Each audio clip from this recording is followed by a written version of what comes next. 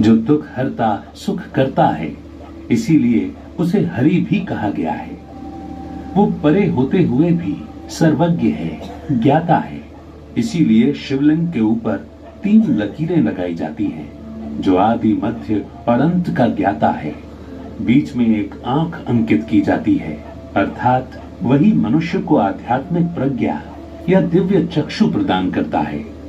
उसकी पूजा में 3 पत्र वाला बेल पत्र चढ़ाया जाता है, जो ब्रह्मा विष्णु शंकर इन तीनों का भी रचयिता है।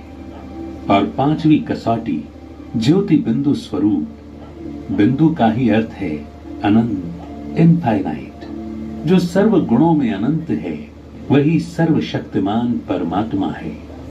तो 5 कसौटियां केवल एक ही पर लागू होती हैं, वही सर्वश्रेष्ठ परमेश्वर है। क्रिश्चियन धर्म में कहा गया गॉड इज लाइट, हमने ज्योति कहा। मुसलमानों ने नूर कहा, तो क्रिश्चियनों ने लाइट कहा।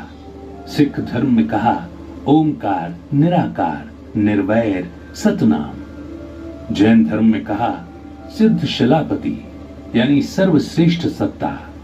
24 तीर्थंकरों ने भी उसी निराकार स्वरूप का ध्यान किया। महात्मा बुद्ध ने भी उसी का ध्यान किया और उसे कहा चिनकुन सेगी, यानी शांति का दाता। उनका ध्यान भी उसी निराकार शिवलिंग स्वरूप सत्ता पर रहा।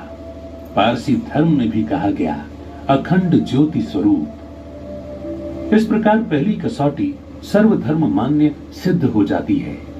परमात्मा सर्वोच्च शक्ति है।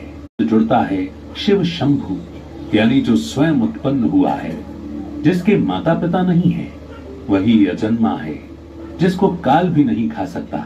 वही अकाल मूर्त है, जो दुख हरता सुख करता है, इसीलिए उसे हरि भी कहा गया है। वो परे होते हुए भी सर्वज्ञ है, ज्ञाता है। इसीलिए शिवलिंग के ऊपर 3 लकीरें लगाई जाती हैं, जो आदि मध्य और अंत का ज्ञाता है।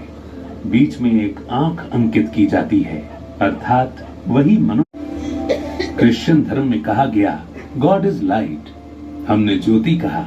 मुसलमानों ने नूर कहा, तो क्रिश्चियनों ने लाइट कहा। सिख धर्म में कहा ओमकार, निराकार, निर्वैर, सतनाम। जैन धर्म में कहा सिद्ध शिलापति, यानी सर्वश्रेष्ठ सत्ता।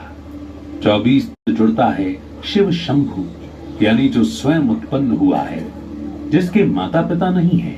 वही अजन्मा है, जिसको काल भी नहीं खा सकता। वही अकाल मूर्त है।